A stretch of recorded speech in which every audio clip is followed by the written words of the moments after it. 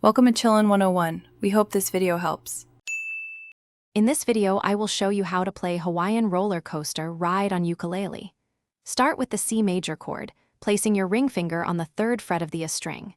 Next, move to G major, using 3 fingers on the 2nd and 3rd frets. Finally, master the F major chord, which requires 2 fingers on the 1st and 2nd frets.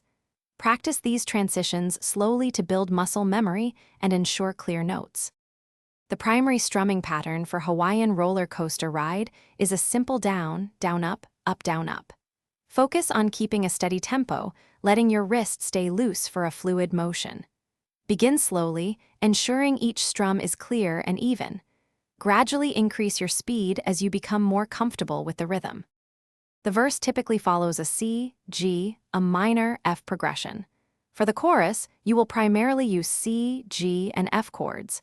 Pay close attention to the transitions between these sections.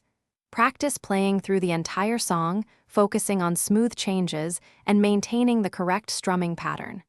Repetition is key to mastering the full piece.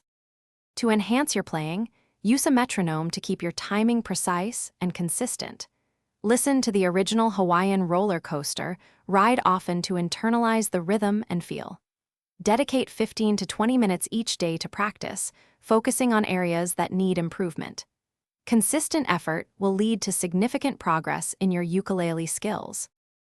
Thanks for watching. Consider subscribing if we helped you.